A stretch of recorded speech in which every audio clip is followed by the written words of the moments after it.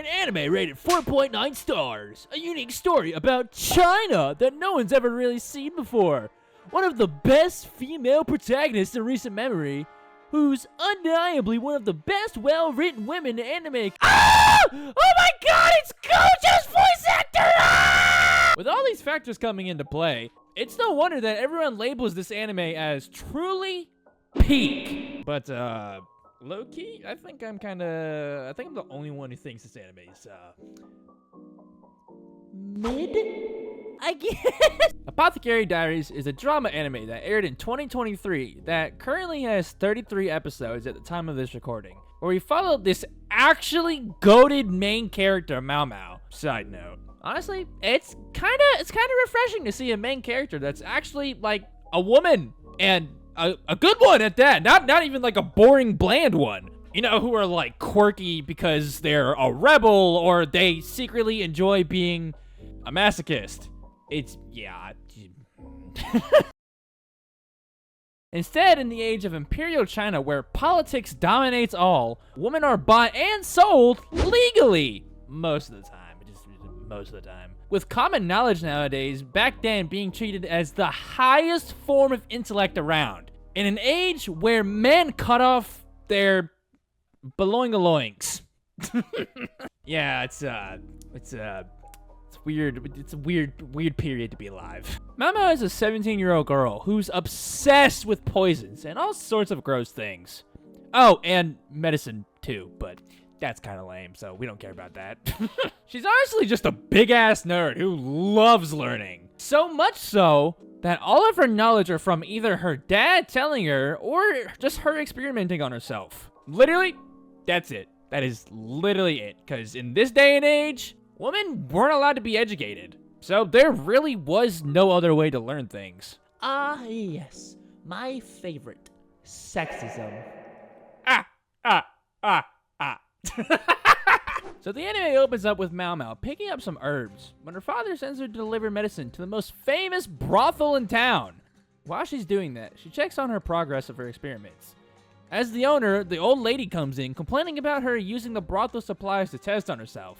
And the only way to pay her back is to, be a lovely young lady. I'm sure you get what I mean, right? Yeah, I'm sure you get it.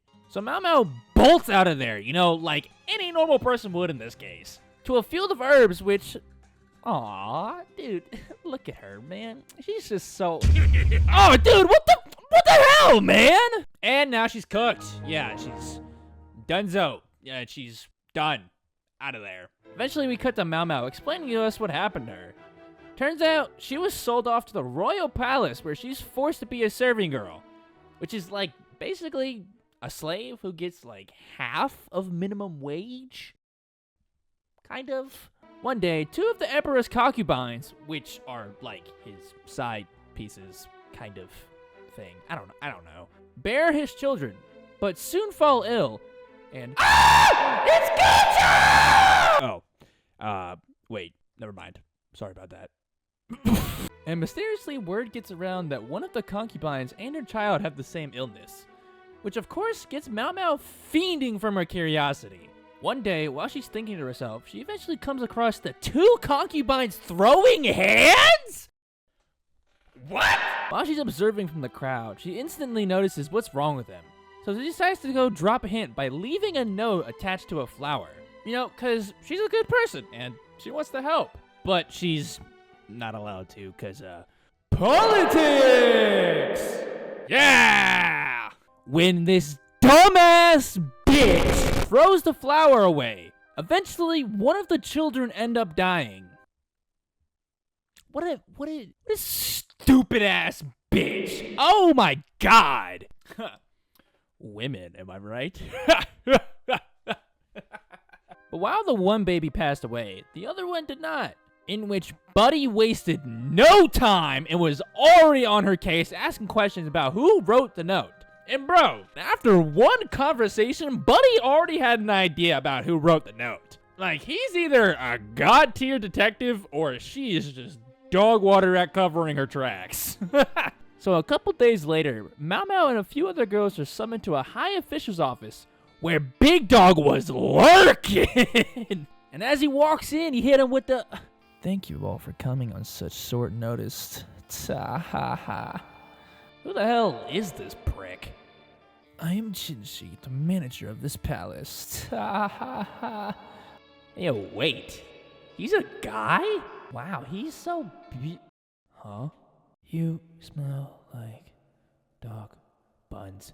Oh, crap! How did he... I found you. Yo! Brother, Jinshi, hold up. That was kind of fire. What did I do? Was it because of the paper? Mother, I'm the only one who can read. Hey there, little lady. Where do you think you're going? Keep quiet and follow me.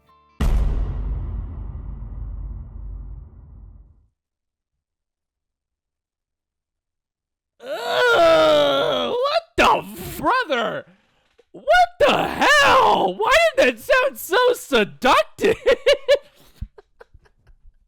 So as they're walking together, they eventually end up at Concubine Kyoko's place, where eventually, after being questioned, she reveals her knowledge of poisons and medicines and all that goofy, crazy nonsense. Which, to her surprise, she's actually promoted to be a lady-in-waiting, which I'm not gonna lie, not entirely sure what that means. But she's a higher rank, and she's like Gyoko's like main squad, I guess. That's the best I could come up with. Like I watched the whole anime, and I still don't know exactly what the definition is, but there you go. As the anime goes on, the drama skyrockets, with Mao Mao having to solve mystery after mystery, and that's about it. Not gonna lie, that's kind of what happens the entire anime. Now, before all of you slaughter me for this opinion I am about to tell you guys, first, I understand the appeal of the anime. I thought it was very fun and very enjoyable to watch. I also really like Mao Mao as a character. I also think she's probably the best female character in modern anime. If she's not number one, she's definitely up there. The art is very beautiful, and the animation is pretty good. It's pretty good. And every episode leaves me curious by the end of it. I do still enjoy watching it, but enjoying it so much to call it peak? I don't know about that one, guys. I don't know. It may be just me. Like, it might be just a personal preference. But since there really isn't a main story, or if there was one, I'm too much of a moron to see it. It was more of a show that I just watched for the fun of it, and not because I wanted to get invested or heavily into it. Which is just how I view the anime. Like, dude, I love Shangri-La Frontier, and it's pretty much the same thing. There's not really a lot of story. It's just a lot of cool stuff that's happening. But it's meant for gamers and nerds, and that's me. I'm a gamer, and I'm pretty nerdy who just sits in my room and watch anime all day. Of course I'm gonna like that anime, but that's just me. That's just me personally. And even though for me personally, it's not my favorite anime of all time, it's undoubtedly a phenomenal show. It's no doubt, it's phenomenal, 100%.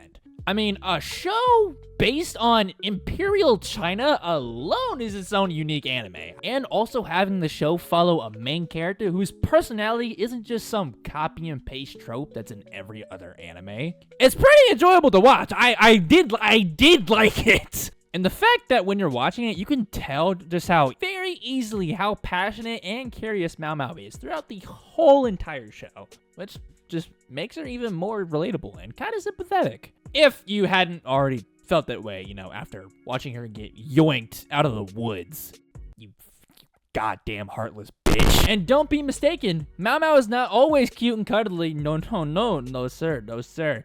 Yeah, she will undoubtedly throw down when she needs to. So she's willing to fight even men, dude, even men. Oh, and speaking of men, Jinshi, he's pretty good. He's the second main character. I mean, he has Gojo's voice actor, so I mean, like, you know he's cooking. You can't go wrong with that. You know he's cooking. Other than Jinshi being a pretty face who's a massive goofball and is actually smart as hell, He's kind of just a mystery for the most part. Like, it's like they don't really tell us anything. They kind of just hint at a lot of stuff throughout the anime, which is that makes it even more interesting. I'm not saying that's a bad thing. Like, they say Buddy doesn't have a belonging, but I don't know. Something's a little fishy. So I'm pretty sure he's got one somewhere down there. Like, there's no way. Pause? Maybe? Well, the way him and Mao Mao work together is also its own unique thing. Like, it's very obvious that eventually something will happen between these two. With all this seductive talking this man does around Mao Mao, I'm like 90% sure that something's going to happen eventually. But as of now, Mao Mao is like the only person in the entire show who does not get wooed by his charm. As of right now, it's like just right now at this very moment. Yes. But if they do eventually end up together, because of Mao Mao doing her own thing beforehand, it's like hands down way more enjoyable to watch. You know, it's just not fun when like the anime just kind of like forces a couple together from the very beginning. It's just, at least in my opinion, it's not really, it's aight. But overall, it was a pretty good anime. It was a pretty good anime. And it might not be my favorite for me, personally. For me. Now, I'm sure you're all curious how Mao Mao is even able to endure all of these drugs in her system. Well, if you watch this video, you could maybe figure that out. Possibly, maybe, probably. Not really. It's just a weird ass anime. Okay, now, thank you so much for watching and for being locked into these videos. I love you guys so much. It's wow. And I'll see you in the next one. Peace.